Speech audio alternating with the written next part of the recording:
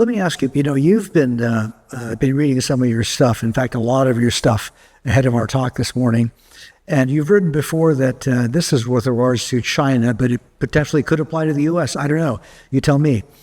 That leaders that emerge are leaders that are demanded or needed by the times that they're in.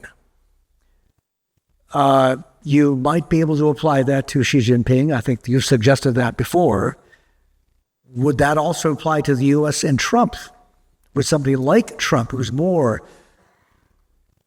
authoritarian, be the kind of leader that the times call for during the U.S.? Yeah, during such times of great conflict, it is normally the case that you have the powerful autocratic leader at a fight, and then you enter into periods of reform. So if we go into China, there's unity when you're fighting the war against Japan, and then there's a civil war, and then there's a winner of the war, and then there's dealing with the opposition of that dynamic. Donald Trump is a manifestation of the condition in the country in terms of that populism. Okay. So I think if there was not a Donald Trump, there would be something that's equivalent to that. Or someone equivalent to that. Interesting. Okay. So, we talk to a lot of people at work, right? And the folks out here, probably the thing they're most interested in or worried about, obviously, November 5th, the outcome of the elections. And if it is Trump, therefore, then tariffs. Everybody seems to be scared of tariffs. What would a Trump presidency, do you think, mean for this part of the world? And we can obviously get to the most important relationship with China as well. Donald Trump has a classic type of economic policy that we've seen, particularly in the 1930s, such as in Germany, which is a protectionist, nationalist, isolationist policy in which you establish great tariffs. Tariffs are an effective way of raising tax money, by the way.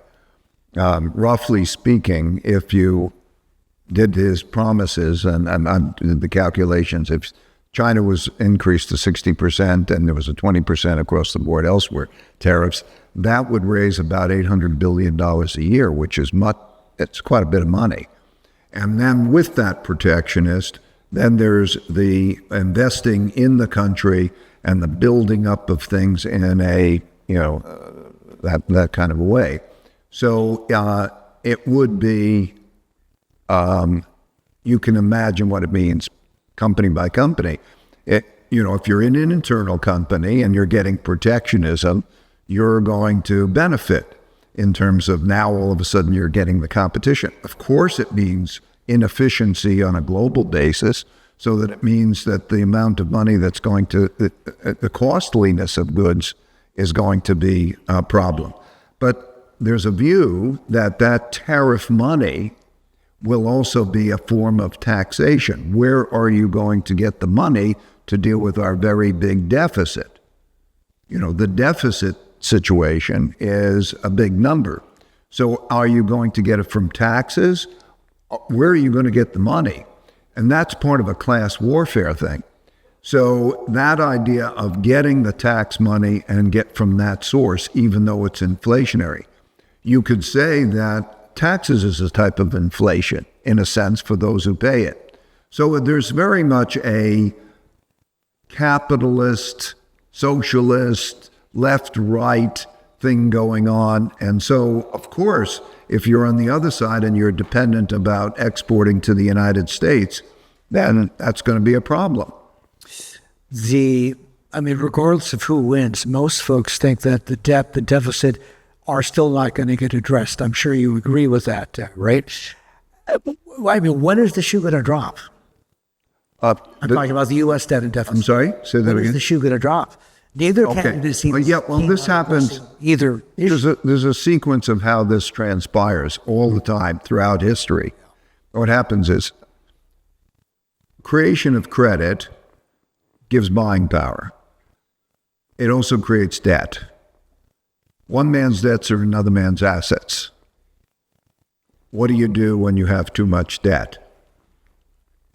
At the end of the day, when you have too much debt, there's either a default or there's a debt monetization, that the central bank takes money and prints the money and makes it easier to pay back the debt. In all cases through history, including the Great Depression, they print the money, which then has its consequences. It just took longer in the Great Depression. 1929, it took them until 1933. March of 1933, they break the link with gold and they print the money.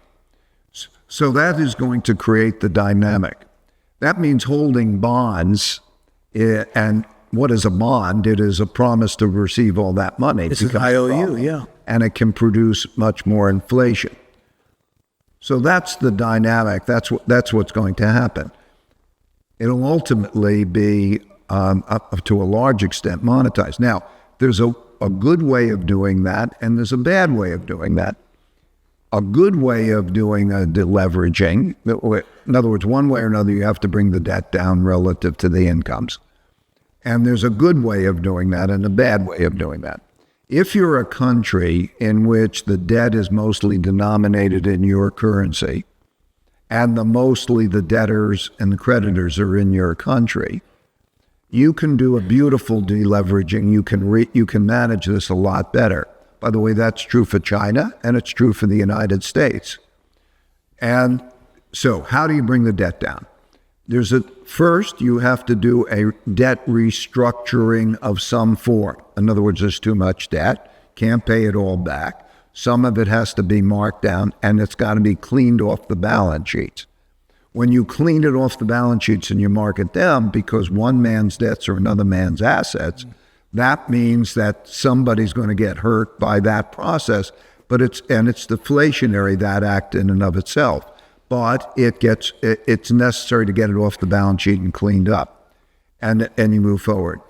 The other way you can get the debt down is you produce more money and you make it easier to pay the debt, but that's inflationary. So what I call a beautiful deleveraging is when that's done in a balanced way, because one way or another you have to get the debt burdens down. And that means a certain amount of deflationary getting them down by doing a debt restructuring, and a certain amount of inflationary so that they balance, and then you get the debts down, is the best way of doing that. 偷偷告诉大家，我最近发现了新法宝 Royal Face 逆时奇迹系列，它有活肤露、全效精华，还有精华霜。尤其我皮肤比较偏干，所以我非常的注重保湿。保湿做得好，肌肤自然烹润。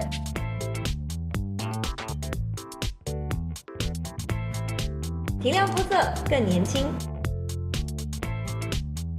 抚平皱纹超有感，而且气色变好，用心保养，每天都更美一点。